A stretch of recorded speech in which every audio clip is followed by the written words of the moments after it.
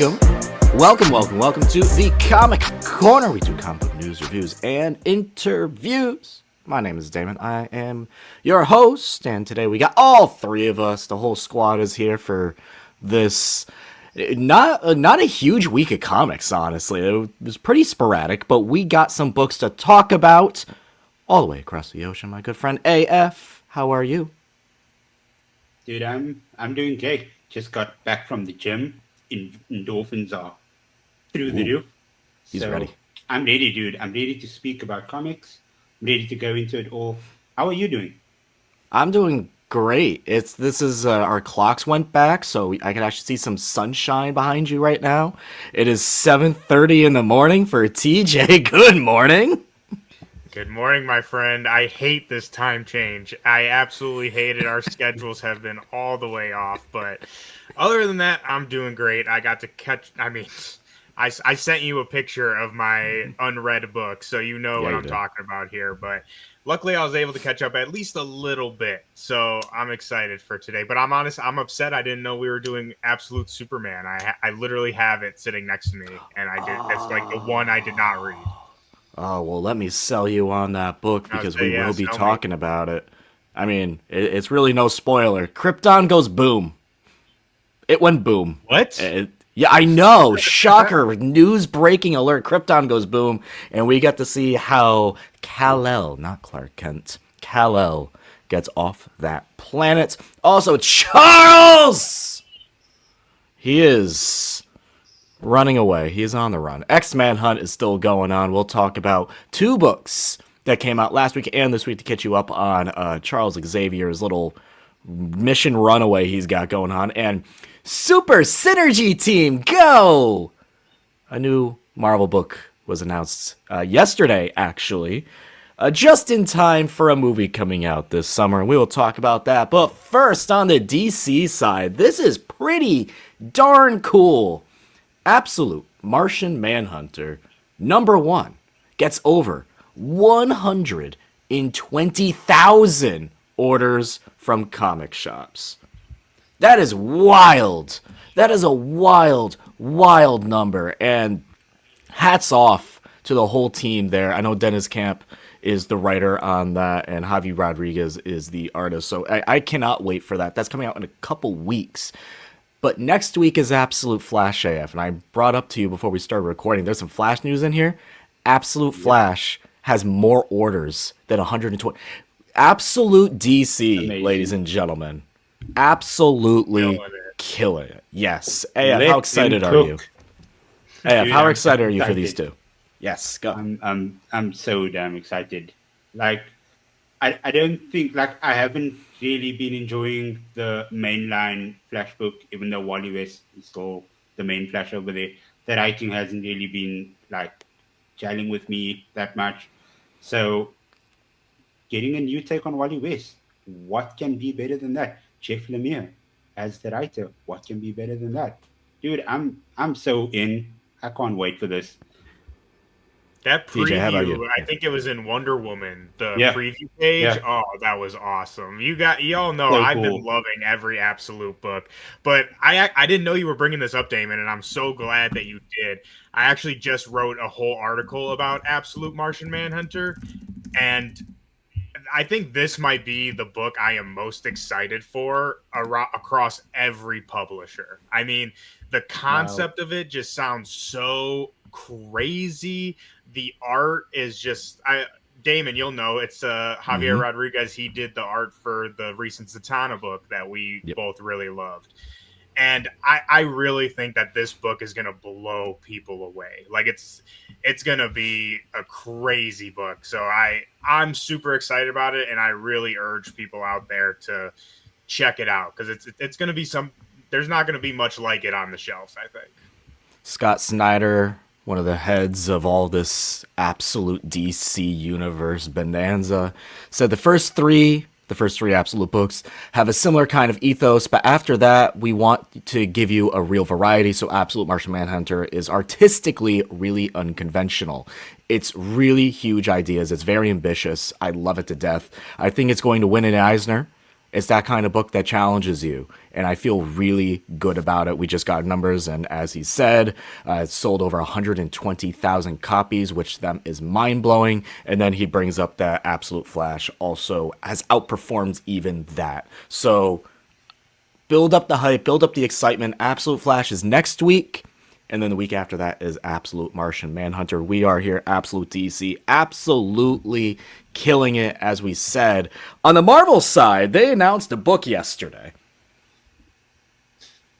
I mean, look, this is not the first time they've done a little synergy book. We just had a Red Hulk book with Captain America, Brave New World. And now we have a Thunderbolts movie coming out. So we're getting a Thunderbolts book. This is the new Thunderbolts. Although this is more like the new Thunderbolts, because if you go back even a couple years before that, we had the Thunderbolts run with Jim Zub, and it was like Clint Barton trying to bring up the good name of the Thunderbolts again after Kingpin like really put it down in the mud. And then we had like that team, which was very MCU-y. This one is super MCU-y because we have an asterisk in the title, just like the movie does. And let's just kind of go over this team on this cover. We got Carnage. We got Hulk. We got Namor. We got Clea. What the hell is Clea doing here? Why is she even on a team? She would never join this. We got Laura, Wolverine. And then the two that kind of makes sense, Bucky and Black Widow. They're nice. Gentlemen. Officially? I mean, yeah, in the books. Again, like, so the last I really kept up with those two was Kelly Thompson's Black Widow run. And it was more of like, I knew Bucky was like still having feelings for Natasha. I don't know if they officially kind of like got back together. And I read a little bit of Stephen Phillips stuff too.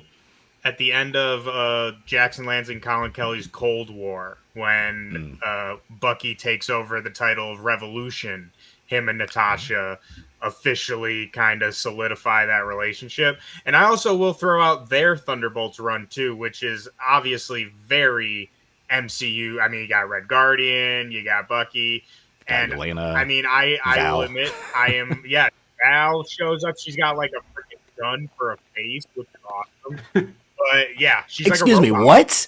She's got a what? She's a robot. She's a robot now? Well, I don't know a full robot, but she's got robot parts, including a face that can turn into a gun. And it's dope, dude. It's a great 5-issue. It's a little 5-issue adventure. It's fun. So I don't know about. I'm just glad I'll say this about this. Yeah. I'm glad to see Bucky. I'm glad that they're continuing with him and Natasha. I think that dynamic is really interesting. And as long as Bucky is still getting some time on like leading a book, like, because I really love Bucky, obviously Winter Soldier. So I don't want to see him get put on the sideline again. I like when he has his own books. No, what is Carnage doing there? Like, dude, what is Clea doing here? And is that Eddie Brock Carnage, or like what are we going with this? Who's Venom? Yeah, who's Venom? Who's Carnage? Venomore. Oh, look, I mean, look, I'm a big Doctor Strange. I literally have like a Clea like little figure here because I like that character so much. She would never join a team like this. And look, I get it. She may be a little bored because our boy Doctor Strange is living it up in the golden realm of Asgard, right? Maybe she's a little bored. So she's like, yeah, you know. Yeah, true. What is Clea doing while Strange is in Asgard? I guess she's on the new Thunderbolts, I guess. Why? She's like, I don't want to go to Dark Dimension. I'll hang out with these clowns and see what's going on. I'm always down for some Lord Kenny Wolverine. Never mad about that. Namor, he pops in and out of things. And Hulk. Sure, he's not a part of the main Avengers squad, so throw him on a team, I guess. Yay, new Thunderbolts. I don't know if I'll pick this up. Maybe for Clea. I'll give it a shot. We'll see. More comics is always good, right? Sure. Let's talk about good comics. Because, woo! How do I talk about this without spoiling it? Sorry, guys. Krypton went boom. Breaking news. Shocker to all of us comic book fans. This is absolute... I know. I'm so sorry. Absolute Superman #5, written by Jason Aaron, artist Rafa Sandoval, colors Ulysses Areola, and letterer Becca Carey. What this issue does is it takes place in two different periods of time. One is a flashback to the last moments of Krypton and how Kal-El was able to escape and possibly maybe some other people along the way. It's a big escape, and also the current time where Superman Kal-El is out looking for Agent Smith, who killed a bunch of people all over the world. He's one of the Peacemakers, and at the same time they're also looking for Brainiac. And you could start to see some of the two moments between the last moments of Krypton and current what's going on in Superman's life start to intertwine a bit with the rage beginning to build. This is a beautifully tragic issue, as you would expect with the final moments of Krypton. There's one thing in here I will say, so minor spoiler. I think one of the most beautiful lines in this from Jason Aaron is Kal-El is thinking back on those last moments and how distraught they were because the entire planet, cities, people are all in chaos. People are fighting each other. The government powers are fighting the lower class. The lower class are fighting amongst each other to try to find an escape. It's horrific. And at the same time, Kal-El's just thinking because that... you see a little bit of that Superman in him even as a young boy where he's like, I hope there's still some people who decided to spend some of these moments with each other, not fighting, helping each other.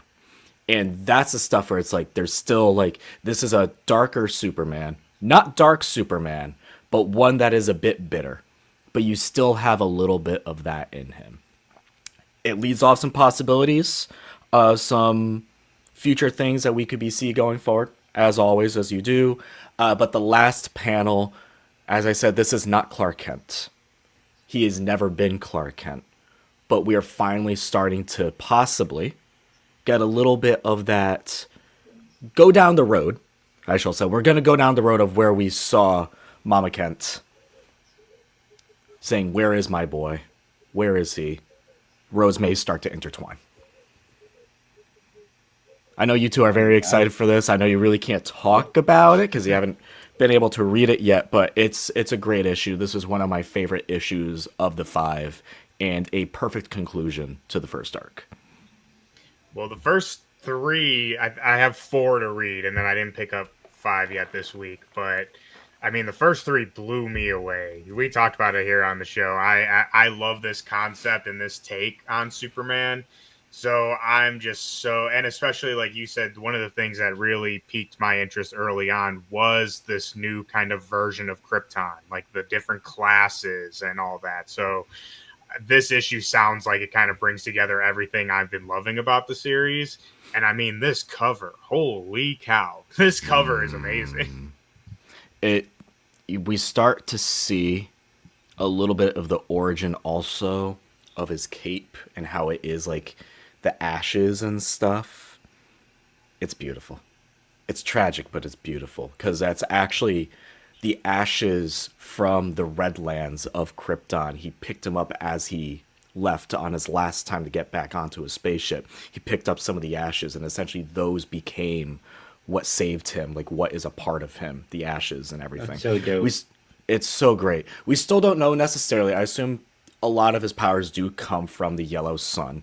But it does seem like there is an aspect of the suit that his parents gave him that gives him some extra oomph in there as well. Because he does have kind of like that soul AI kind of voice in the back of his head as well. Always. Whether you like that stuff or not. I think it's very Brainiac-y, but done well. Again, the art in here. Rafa Sandoval's art. S tier, top class. Everything about these Absolute books has been great, and I love this take on Superman so far. It is darker, it is grittier, but still has that little bit of hope that every Superman book should have.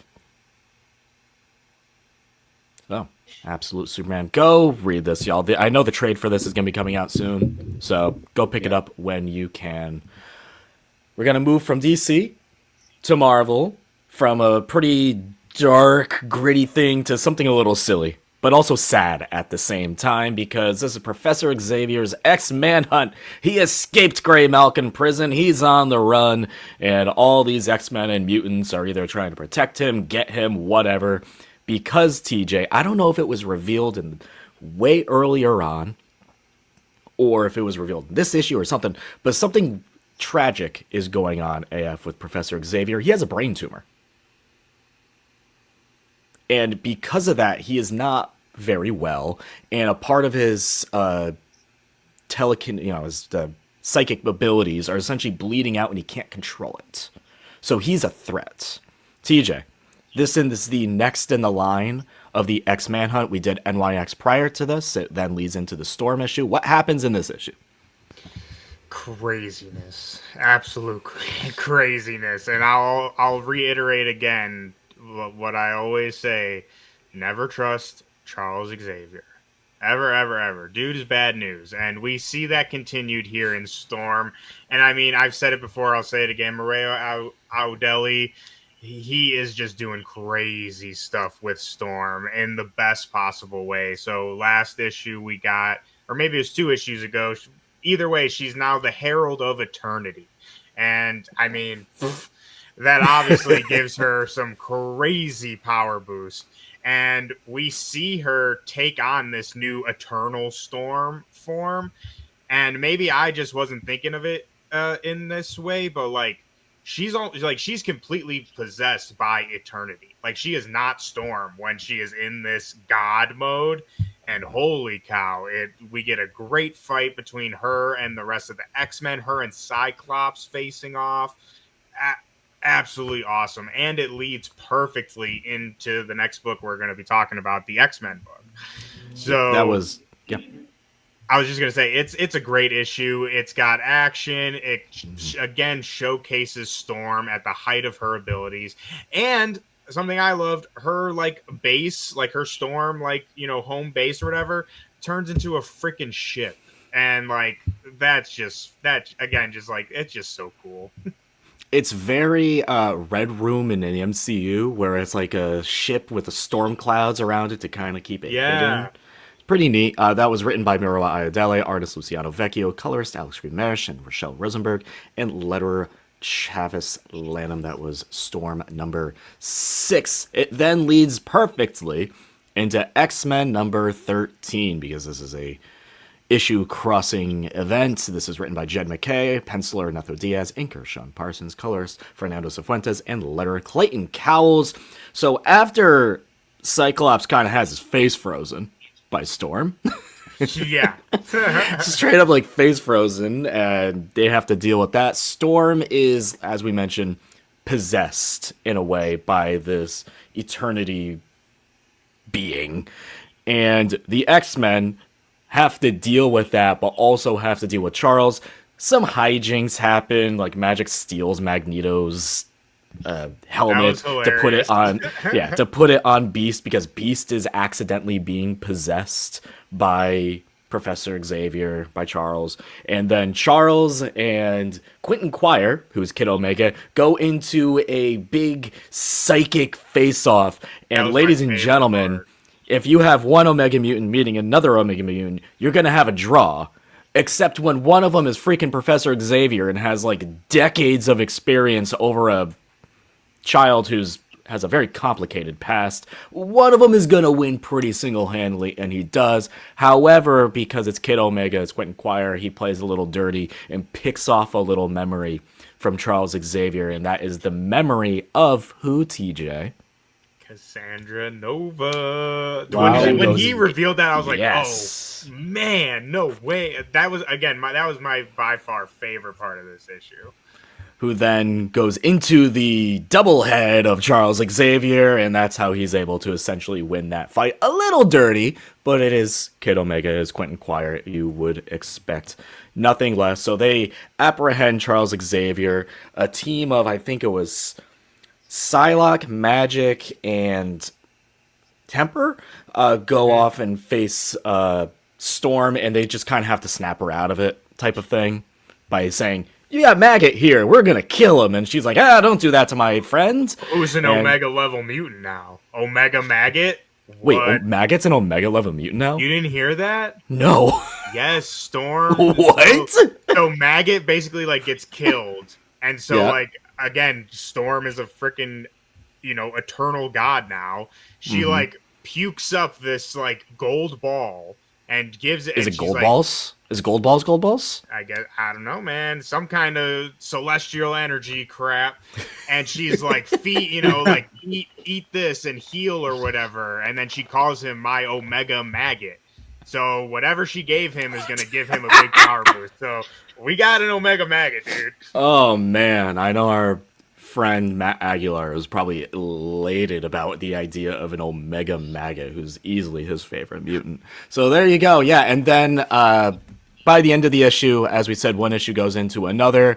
This then leads directly into X Factor, which is part 5. It goes into X Force. It goes into Exceptional. And then the finale, because we always need an Omega issue, X-Man Hunt Omega, to really wrap up this little mini event of what is going on with Charles Xavier. So many freaking X books, dude. Oh, so many. Well, to go back to this, I mean, I know you've both been enjoying NYX. NYX, unfortunately, will be ending, I think, at 10 issues. I think X-Force, it's either X-Force or X Factor. One of those two is also ending after 10 issues as well. So that will be shrinking down a few of the X books. But yeah, we have 3 X-Men titles, as you know, Exceptional, Unnamed, and Uncanny. It's like Hydra, dude. Once you take off 2 X books and you get 3 more in its place. So there you go. Really quickly before we get off of here, I do want to highlight just very quickly, like you said, the Quentin fight against Charles, because one, it was so cool, and at least how I understand it, people can probably correct me, but Quentin is actually more powerful than Charles. But obviously Charles is the most experienced telepath. But I know a lot of people is technically stronger, at least how I understand it. So to see that kind of play out in this battle and like see Charles' experience matched with, like, again, Quentin pulls out that little trump card at the end. I thought that was really cool to see, but that's my last point. Yeah, I know a lot of people don't like the idea of Charles being an Omega level mutant. That's something I think fairly new in X-Men lore. So yeah, he was a what is it, Alpha before Omega, something like that. There's the list. X fans, you know the list. Google it. But it's something that's somewhat like not retcon but added to Charles' lore that he is now an Omega level mutant. I don't know how long that's gonna last, but yes, theoretically, at least prior to that, Quentin was supposed to be like the ultimate like level telepath and all that stuff. So there you go, X-Men number 13 with the X-Manhunt. Where's Charles going next? Nobody knows. Sticking in the Marvel universe, but no longer on Earth, we're now in space with Ghost Spider, Spider-Gwen number 11, written by Stephanie Phillips, artist Paolo Villanelli, colorist Matt Milla, and letterer Ariana Mayer. AF, I know you've been enjoying this book. This arc so far has not been your favorite, so we are now the second issue into it. Is this better than the first issue of this arc? Yes. I think the last issue set the bar pretty low, so anything coming after that would probably be much better, and it was. We get some information about who this King Loki is, and it's actually the Loki from Gwen's 65, and we find out why he's come over to 616 to find Gwen, and the reason why he's come over there is the reason why Gwen's on 616 in the first place. So this Loki wanted to rewrite their universe, their Earth. And how does he do that? How does he do that? How does one rewrite a universe? You have a cosmic cube, basically the Tesseract. Where is the Tesseract? That's inside Gwen. She is the cosmic cube. That's why she has when did that happen? Powers.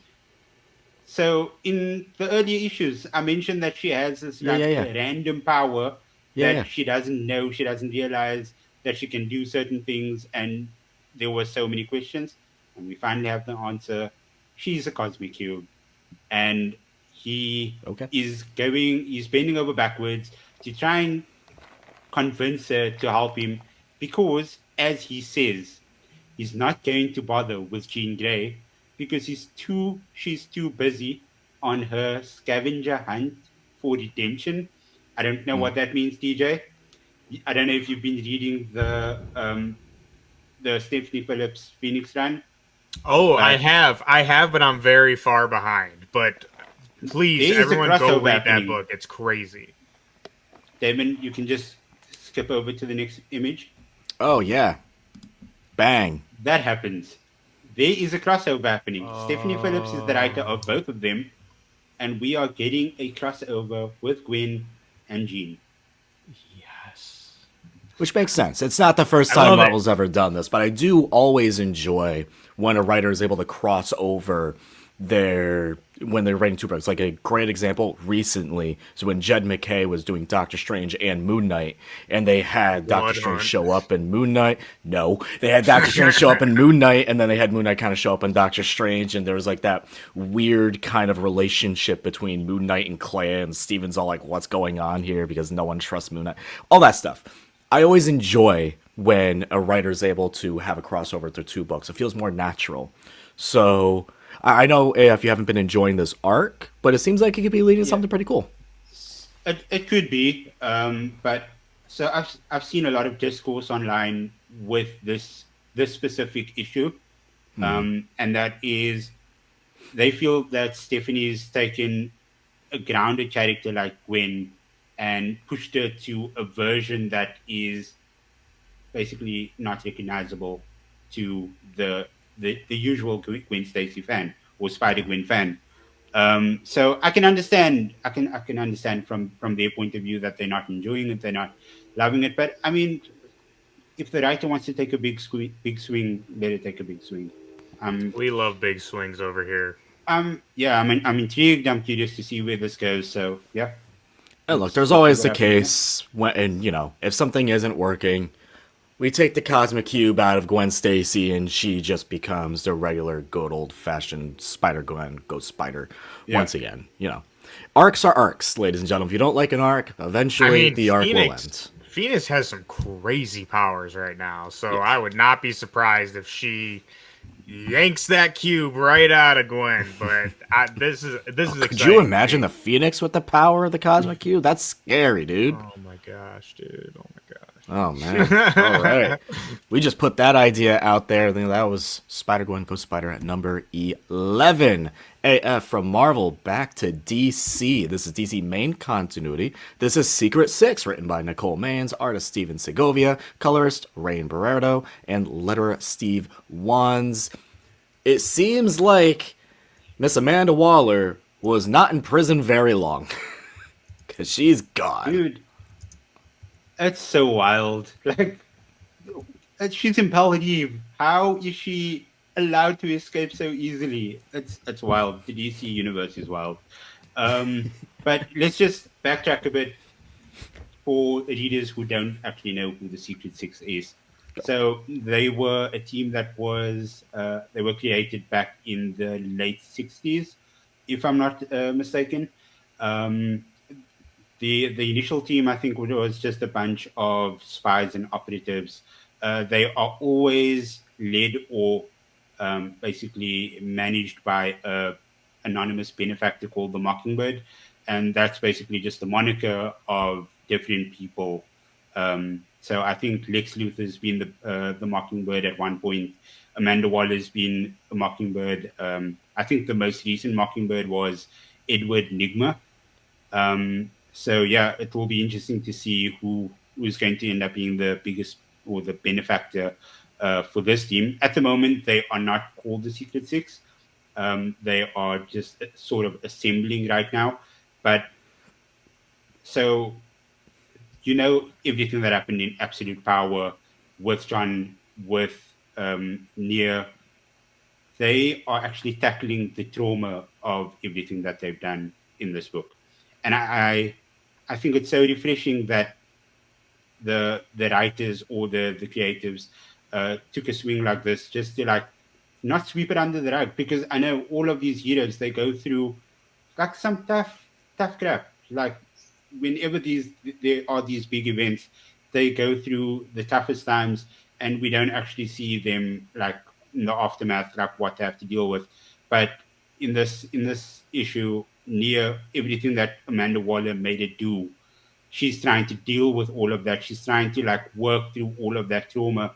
And then John as well, when he was under control of the Brainiac Queen, he's trying to work through all of that, all the people that he hurt. And then you have Jay Nakamura, who is John's boyfriend. He has this huge grudge against Neo because everything that she did to his home place of Gamora and everything that she did to his mother as well. So there's a lot of butting of heads going on in this issue. They're trying to get on the same page. We have Black Alice as well, who headlined the Suicide Squad for Amanda Waller in Absolute Power. She was locked up in Maldives as well. She tries to make a deal with him to try and help them find Amanda Waller. And then we have Catman and we have Deadshot as well to round up the team. Nicole Main's amazing. Like, I think she is growing as a writer. Every book she writes, she just gets better and better. And the fact that she played Nia Niles in the Supergirl live action show, you can see she has so much love for this character. There's so much emotion that goes into it. The art is great. The letters, I just want to shout out Steve Wands. There's a lot of Nia and John speaking to themselves, and you can sort of see that all of those frames when they in Belle the color sort of turns to a darker tone, and these like letters and the speech bubbles and the dialogue, it pops out immediately. And yeah, it's amazing. I think if you are very new to this, and which I think most people are, pick up this issue. It's a really good read. There's some really, really good dialogue in here, and I don't think you're going to regret it. I'm always a fan. I mean, look, when Nicole Maines was writing Dreamer, whether it was in like the Action Comics backups or when she was doing that team up book that she had with her, it's always really cool when you have the character themselves write that character. We've seen it recently in Marvel with Iman Vellani and Ms. Marvel, and I know that was more of a co-written scenario, but she seemed to be improving as a writer as she went along. And now same thing with Nicole Maines here, who's just heading this head first, just by herself. Yeah. So kudos to her. That's great. I'm really happy that she's getting these opportunities, get a little bit more Dreamer into the world. John and Jay as well. It's nice to see them kind of back at it because they're not really featured that much in Superman books at this very moment. So, yeah, I'm going to check this out probably when it hits either like a digital DC Infinite or trade form or something. But I'm, again, fascinated about the whole Amanda Waller thing. Where the heck did she go? Did when nobody knows. Darkseid died, maybe she went with, I don't know, what's going on with Amanda Waller? Why can she never just stay in prison, gosh darn it? She's the new Granny Goodness. There you go. Secret 6, DC number 1. Onto our indies. This is our last book of the week. TJ, Space Ghost. Number 11. Back-to-back weeks of Space Ghost. I would say we were spoiled this last 2 weeks. Back-to-back Space Ghost 10 and Space Ghost 11. And I mean, obviously, I love the book. I don't think I haven't had one bad word to say in all of these 11 issues. But one thing I do want to highlight is I've talked a lot about the pacing of this book and how each issue like feels like it's standalone, like action adventure episode of TV, like just fun superhero stuff. But this issue kind of just like brings everything all together. Like all of these seemingly separate adventures all kind of culminate into this issue. Like I would call it like the season finale, like, or what do they call like the episode before the season finale? Yeah, the penultimate issue. Like everything that, again, all these separate little adventures and villains all come together. I don't have the greatest memory of when I was a child, but Space Ghost has his own like Legion of Doom kind of thing, right? And so we finally see that all come together, and It's so good. I genuinely do think that this is Propose's best work. Like this issue specifically. The whole run is amazing, but I think this is Dave Propose's best issue he's done, and that's to me very high praise because I really love David's work. So I mean, if you're not reading this, pick up the trade. Like it's so fun. It's so good. If you're craving some of that like nostalgia superhero, but also current to our times, like it's not making itself a joke. It is a serious book with that superhero fun. So I could go on forever about it, but just pick it up.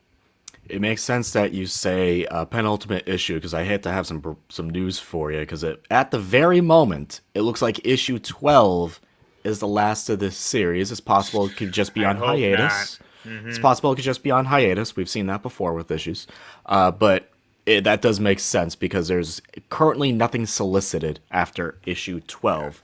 So which also makes sense because, Propose is going on. He's doing Speed Racer. He's going to be doing Captain Planet. Yes. So the man is booked and busy. And if it does end at 12, that will be sad. But I think he's got a fantastic ending, like a bookend to this to make all 12 issues just a coherent piece of, a coherent story altogether. That's true. I mean, it's actually pretty interesting with Propose how he's able to take, you already mentioned, Speed Racer, Captain Planet, and This is Space Ghost, some older classic icons, and kind of bring you more into like the modern setting. That is a talent on its own. So let's get Space Ghost 11, written by David Pepose, artist Jonathan Lau, colorist Andrew Dahlhaus, and letterer Taylor Esposito. Next week is gonna suck for me. Holy financially. Crap. We got a double Absolute, double Ultimate, and then a bunch of stuff in between. So Absolute Flash is the big book next week, ladies and gentlemen. That will lead the show no matter what.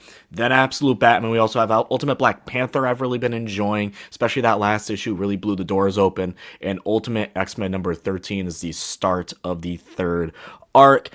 I'm also maybe going to try to sneak in Magic number 3 if I can. And Nightwing 124, also fantastic. Shout out Lilith, shout out Christmas 365, and shout out Jed McKay's Avengers with Black Cat. But I want to go back to something that we talked very early on, just really quickly. We go back to this beauty, this new Thunderbolts with the asterisk. I want a prediction from either of you real quick. AF, what does the asterisk stand for in this? Does it spoil what could be going on in the movie? No, I don't think so. Think it's a coincidence or a tease? Okay. I think they're just teasing it. I think they want people to pick up the comic. So what better way to do that than to try to get them to think? You'll find out what it means. TJ, what about you?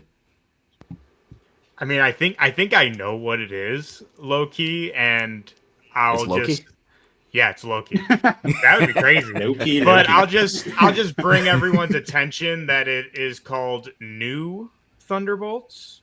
And that's all I'm going to say on that matter. But I mean, why just have it be like Thunderbolts? Heck yeah. Like, I don't know, something fun. So we're all in agreement that this is the Dark Avengers or Avengers, and it's going to go that route, right? We're all in agreement there. Again, I don't think it's a coincidence they got New in the title, but we got a Spider-related character, a Hulk-related character, a Magic-related character. It's all adding up. It's all adding up. All right, TJ, next week, hopefully your list is not as stupid as mine. What you got? I was just about to say, I feel I got to be missing stuff because I only got 3 for this next week, which I don't have this on my app, but obviously I'm going to be grabbing Absolute Flash, Absolute Batman. But other than that, I just have Ultimate X-Men, Ultimate Black Panther, and Avengers 24. Some classics. Great reads, some of my favorites, so can't complain. I'm actually writing books I need to add to my list right now as we're talking about crap, looking up crap. I would say I don't have Absolute Flash on my pull list, so and especially it sold like 1 billion copies. I need to send that email. I'm so disappointed, DJ. I'm so disappointed. I was always picking it up. I just Dude, my pull list is disgusting. For shame. It's a Venom war of a pull list. AF, what you got? Yeah, mine is pretty condensed as well. Absolute Batman, Absolute Flash. And then I have Challenges of the Unknown, number 4, and TVA, number 4.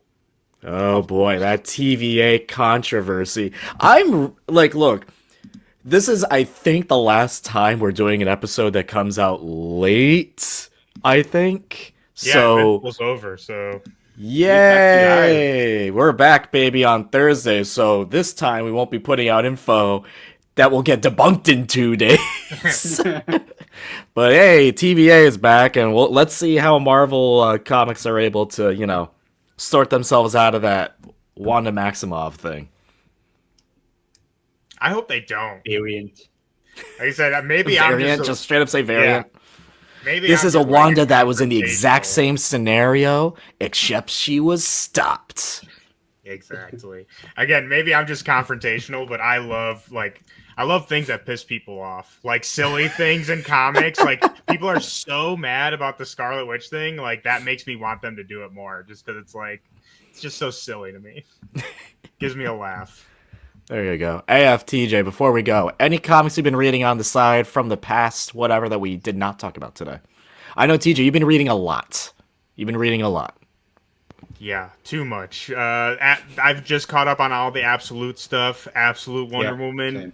Big Sword, and I think it was issue 4 or 5. Oh, thank you, Kelly. That was amazing. But Absolute Batman, caught up on Ultimates too. I'm actually doing something Ultimate related, so I'm going to be going through pretty much the whole line again, which will be absolutely amazing. And then obviously Invincible, dude, which I'm sad the season is over, but I'm also very glad because I think I've read Invincible like 4 times since this season has started. So I'm ready.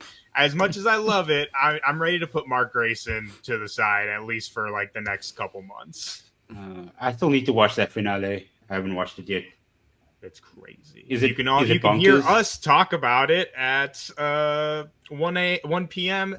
Pacific Standard Time today. If y'all want to talk about the episodes, selfless plug. Which will be 2 days ago, but so it will be up live now. Yes.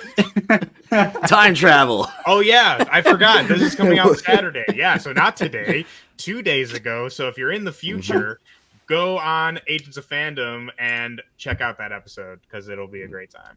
There you go. There you go. I've been, as I mentioned, still always on a magic kick. I read all of her major story stuff, and that includes everything that's important with her. I got all that down. And then it was the other day, I think I messaged both of you, and I was like, let me just see how many appearances does she have, even if she's in the background of something or says like a line or two in a book. That's not majorly important. How many? 938? This seems doable. I'm already at 182. Let's go forward. And that's crazy, what I've been doing. You are a madman. That's what I've been doing. A madman. Damon, quick question. Yeah. How many hours do you get in a day? Because I don't know how you are fitting all of this in. I feel like I can read like 2 issues and I'm like, well, it's midnight. And then he has time for Marvel Rivals as well.